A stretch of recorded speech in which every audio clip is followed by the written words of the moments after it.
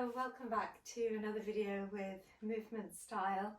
This is a bonus video as part of the upper back and upper spine mobility series in this playlist, and we're going to concentrate a little bit on balancing and upper spine mobility in this short video. And let's begin with thinking about the whole body, because a lot of the time people don't understand with balance is that actually the whole body and the strength through the whole body is involved with the balance, and in that way it's a particularly yogic type of asana or yoga position practice, because we have to be focused everywhere and create a balance and a harmony through the whole body in the balance, otherwise we won't be balanced. Especially people tend to try to balance in their upper back, neck and shoulders, and that's what we're really, with working with spinal mobility in the upper back, neck and shoulders in this short sequence, going to try to avoid. So let's begin with thinking about the stability that we can find in our feet to help us in the balance. And that would involve really allowing the feet to lengthen from the heels to the balls of the feet. And really our best alignment for our bone structure, which gives us lots of strength in our bodies, structures the shape of our bodies of course, is that the heels are directly in line with the sitting bones. Then our bones are aligned and they do a lot of the strength work of keeping us upright. Now the foot stretches and lengthens. Ideally we open out through the toe joints, straight through to all the toes, and we get the weight pretty even between the front and the back of the foot. Again, one of the reasons that people fall out of the balance is the foot rolls away. People's feet are often not as strong as they might be, and it's hard to keep feet strong. I think they get weak when we wear shoes. I notice my feet are always weaker in the winter when I'm wearing enclosed shoes rather than in the summer when I'm wearing open shoes. But one way to try and work against that is that rolling outwards, is to get the strength coming into the center. Get the base of your big toe joint to really connect with your mat, and then the ball of the foot stays down very strongly, and as you bring the base of the big toe joint down, you can probably feel the arch of your foot lift a little, and you might feel a slight uptake of strength through the inside leg that also arrives about here. Now it's a good idea to pull up through that to accentuate that little bit of strength that you feel naturally coming in as the arch of the foot activates, because that's a muscle chain working the stabilizers of the legs, and it will help you to balance. So now as well, we need to just think about aligning our spines to be able to balance quite nicely, and that will involve center between the heels, the tailbone and the weight of the tailbone directed towards our heels. So we keep that work through the insteps, the inside legs, pull up through the kneecaps and the fronts of the thighs, and a little bit looking for that connection between our heels and sitting bones that we thought about in the other videos in the sequence. Now from there, lower abdominal muscles need to engage. The waist muscles will engage as you really stretch your spine, and stretching and lengthening the spine involves lengthening downwards as well as upwards. So when the waist lengthens in two directions, you can probably feel your waist muscles gather into the spine, they gather in at the back, they pull across at the front and in at the side. So they pull across at the front like two curtains meeting rather than pulling back and in. That's very hard to sustain. So wrapping the strength around, ribs taper in, and the breastbone again hugs back to the spine. Now let's just work on keeping all that work going. The leg strength threading up into the hips, the spine lengthening and the muscles around the spine working as we flow the arms up and come back down.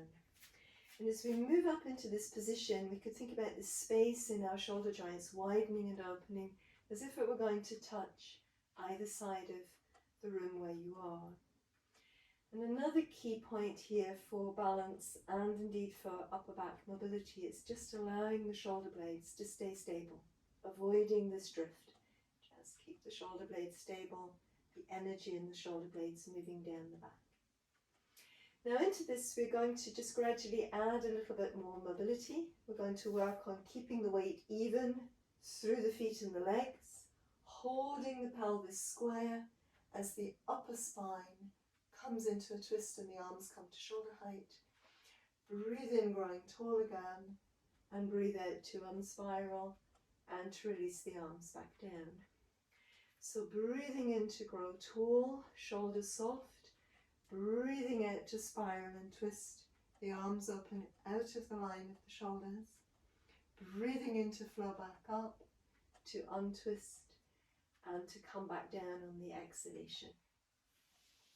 We're aiming to keep this part of the spine really long, and the spinal twist might seem small, but as you work on keeping the lower spine long, the pelvis in position, the mobility in the upper back and the flexibility in the muscles around the rib cage begins to open. And again, for balance, when we're on one leg, if the pelvis moves with us in a balance like this, it's going to be very difficult to sustain the overall structure of our position. And then we come center again and breathing in. So, as well, let's just think about practicing how the leg muscles can thread up into the pelvis, and what people often don't realise, the importance of the gluteal strength in a balance. Now, I tend to talk a lot about the low glutes, this sort of gushy bit here. Unfortunately, many of us have the gushy bit lifting up on the side and at the back, and you need to get that sort of gushy bit pulling up first, and then the main glutes lifting up. And when that lower glutes, if we just call it the lower glutes, it's more polite to go lower glutes, and then the main glutes, then that strength combined is really stabilizing. If you just pull up through the main glutes, it's not so stabilizing, but really get that connection over the side and the back of the leg into the pelvis, where the bones are very heavy and the contents are lots and lots, then, and quite heavy. And then you find that stability in the pelvis so much better in a balance. So now, again, heels underneath the sitting bones. We discussed that, and the help for the bone structure for balance, the help from the bone structure for balance, the tailbone moving down, the crown of the head up, our core muscles wrapping in towards our spine, the centering for strength. And then we're just going to work a little bit on the sense of really threading the leg strength and the glute strength up to support the pelvis and the trunk of the body. So we start from tall position, and then we just a little bit soften at the knees. So thinking about the muscles in the back of the thigh, the biceps femoris, the high hamstrings, but there are biceps muscle in the back of the thigh. As the knee bends, let the hamstring contract like this. And then as we pull back up, we draw up through the low glutes and the glutes, and we follow up with the kneecaps lifting, the inside legs lifting, and the connection heels to sitting bones. So again, instep is strong, base of the big toe joint down, tailbone moving downwards a little, the rest of the spine moving up. As we come back up, keep the core strong, lift through your low glutes, and then your glutes pull up through the kneecaps, fronts of the thighs. And in theory, you feel a nice connection. Just allow the arms to gently below, breathing in, breathing out, that connection as you close in again. An umbrella, everything narrowing and centering as you close. And all that strength pulling in. I mean, you've got lots of strength down here. There's a lot more capacity to be easy and free up here. So we're working the whole body, and we're trying to find a balance and a harmony. So let's just choose a leg to balance on, whichever one you prefer. Make sure the instep is down, the heel and the sitting bone are aligned. You've got the glutes and the low glutes meeting the pelvis. You're centering the strength through the upper body. And as your arms come up, hold your shoulder blades stable in your upper back. So we can breathe in, breathe out to a knee stand balance. So we just breathe here, breathing. And then once again, as you're ready, we're going to release that. So then, other side. So lots of pull up through the leg, heel and sitting bone aligned, low glutes and main glutes connect, tailbone to crown, we're really tall. And then once again, the shoulder blades stabilizing in the upper back. Come into that position as you're ready. Staying tall, keeping the upper spine released, using the muscles that wrap around your spine for balance rather than the shoulders, etc. Breathing, and then once again releasing. So we're going to try that with the arms flowing. I'm going to show it from behind so you can see my shoulders, shoulder blades and shoulders stabilizing. So once again, aligned, in step strong, spine stretched, waist lengthening up and down, breaths in the shoulders and the upper back.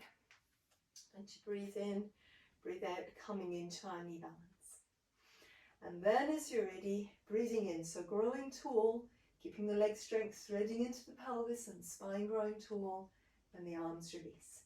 So breathing in, spine lifts, you see the movement in the arms, but it's a lot about the spine, and breathing out.